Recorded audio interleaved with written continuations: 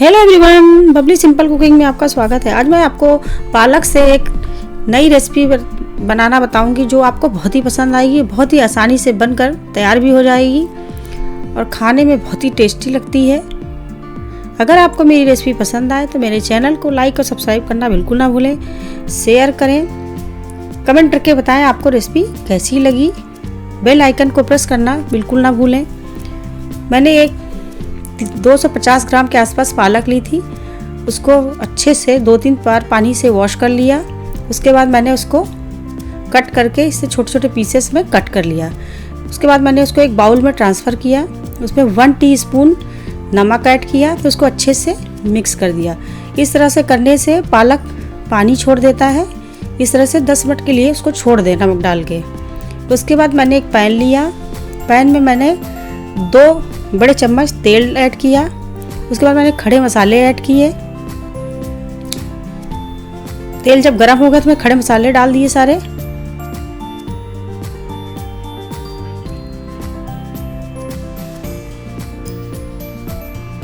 उसके बाद मैं चॉप करके एक प्याज थी उसको ऐड किया। एक प्याज चॉप करके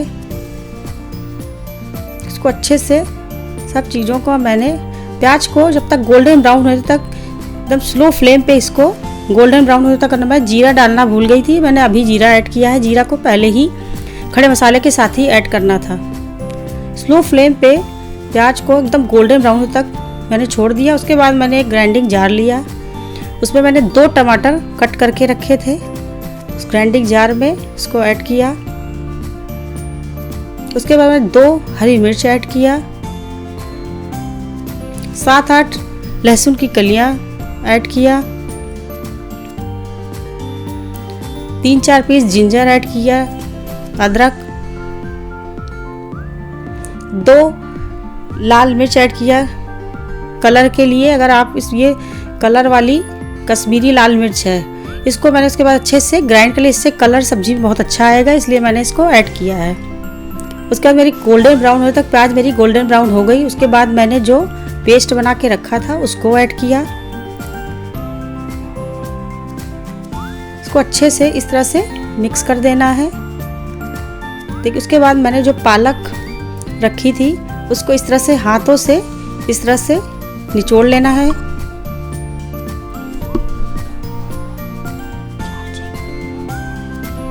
छोड़ लेना है इस तरह से। उसका पानी जो बचा उसको आप आटे में या किसी भी सब्जी में यूज़ कर सकते हैं। उसके बाद मैंने उसमें 1 टीस्पून जीरा ऐड किया। 1 टीस्पून लाल मिर्च ऐड किया। ½ टीस्पून हल्दी ऐड किया।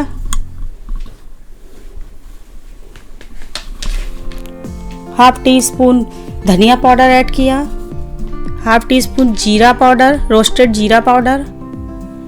उसके बाद मैंने 4 टेबल स्पून बेसन ऐड किया। सारी चीज़ों को मैंने सब पालक में ऐड कर दिया। बेसन बहुत ज़्यादा नहीं डालना है, इससे बेसन का ही टेस्ट आता है सब्जी में। पालक का टेस्ट नहीं आएगा, इसलिए पालक ज़्यादा बेसन कम। 1 टीस्पून नमक ऐड किया। आप अपने अकॉर्डिंग नमक कम ज़्यादा ऐड कर सकते हैं। उसके बाद इस तरह से मैंने देखिए बेसन मेरा इस तरह से डो बना लिया मैंने उसका। उसके मेरा मसाला देखिए अच्छे से मसाला मेरा अच्छे से रोस्ट हो गया। सारी चीज़ें देखिए कितना अच्छे से तेल सेपरेट कर लिया मसाले ने। उसके बाद मैंने ½ टीस्पून हल्दी, 1 टीस्पून धनिया पाउडर, ½ टीस्पून लाल मिर्च पाउडर, 1 टीस्पून जीरा पाउडर, सारी चीज़ों को मैंने अच्छे से मिक्स कर दिया। उसके बाद मैं थोड़ा सा पानी डाल के मसाले में आधा ग्लास पानी ऐड किया मैंने। उसके बाद उसको अच्छे से मिक्स कर दिया। उसके बाद मैंने उसको ढक दिया। 3-4 मिनट के लिए मसाले को अच्छे से मिक्स होने देना है। उसके बाद मैंने जो बेसन और पालक का डो बना के तैयार किया था, फिर उसके बाद मैंने हाथों में तेल ऑयल लगा लिया। उससे मेरा उसके बाद छोटे छोटे मैंने बॉल बना लिए उसके, इस तरह से छोटे छोटे बॉल बना लिए इस तरह से। देखिए मैंने सारे बॉल इस तरह से बना लिए, एक प्लेट पे इस तरह से बना के रख लिया। उसके बाद मैंने एक पैन लिया, पैन में मैंने 2 चम्मच के करीब ऑयल ऐड किया। ऑयल हमारा जब गर्म हो गया तो उसके बाद मैंने उसको जो बॉल बना के रखी थी मैंने उसको उसमें डाल रख दिया पैन में इस तरह से। उसके बाद मैंने जब वो अच्छे से हमारे गोल्डन ब्राउन होने तक इसको अच्छे से इस तरह से फ्राई कर लेना है। आप चाहे तो इसको डीप फ्राई भी कर सकते हैं, मैंने सेलो फ्राई किया है। लेस ऑयल में ही मैंने इनके कोफ्ते को मैंने इस तरह से बना लिया है। देखिए कितने बढ़िया कोफ्ते हमारे बनकर तैयार हो गए हैं, हमें डीप फ्राई करने की भी ज़रूरत नहीं है। देखिए कितने, इसको आप इस तरह से भी सूखे भी खा सकते हैं। और उसके बाद मैंने देखिए मेरा मसाला अच्छे से तेल सेपरेट हो गया है, कितना बढ़िया हमारा मसाला अच्छे से भुन गया है। उसके बाद मैंने इसको इस तरह से चला दिया, तेल अच्छे से सेपरेट हो गया है मसाले में, पूरे मसाला मेरे अच्छे से हो गए।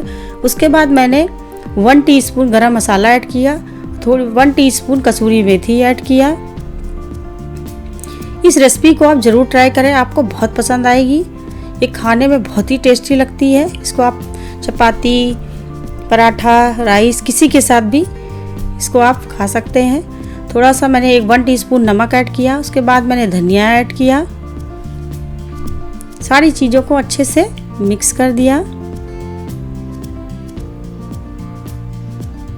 उसके बाद मैंने 2 मिनट के लिए इसको ढक दिया, जिससे हमारा कसूरी मेथी और गरम मसाला सब मसाले अच्छे से मिक्स हो जाएं। देखिए हमारा ग्रेवी अच्छे से बॉईल हो गई है। उसके बाद मैंने उसको अच्छे से चला दिया। उसके बाद जो कोफ्ते थे इसको मैंने उसमें ग्रेवी में ऐड कर दिया, एक एक करके सारे कोफ्ते ऐड कर दिए इस तरह से।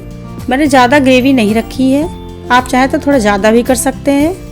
ये खाने में बहुत ही टेस्टी लगते हैं, आप इस रेसिपी को ज़रूर ट्राई करें। फ्रेंड, अगर आपको ये रेसिपी पसंद आती है तो मेरे चैनल को लाइक करना बिल्कुल ना भूलें। ये देखिए 2-3 मिनट के लिए कोफ्ते को बस पकाना, उसके बाद नहीं, ज़्यादा नहीं पकाना है। देखिए हमारे कोफ्ते 2-3 मिनट के लिए मैंने ढक दिए थे। देखिए किस तरह से कितने बढ़िया कोफ्ते हमारे बनकर तैयार हो गए हैं। ये रेसिपी आपको ज़रूर पसंद आएगी, आप इस रेसिपी को ज़रूर ट्राई करें। फ्रेंड, अगर आपको मेरी रेसिपी पसंद आती है तो मेरे चैनल को लाइक और सब्सक्राइब करना बिल्कुल ना भूलें। देखिए मैंने एक बाउल में इसको कोफ्ते को ट्रांसफ़र कर दिया, देखिए कितना बढ़िया। उसके बाद मैंने धनिया से, हरे धनिया से उसको गार्निश कर दिया। देखिए कितने बढ़िया कोफ्ते हमारे बनकर तैयार हो गए हैं।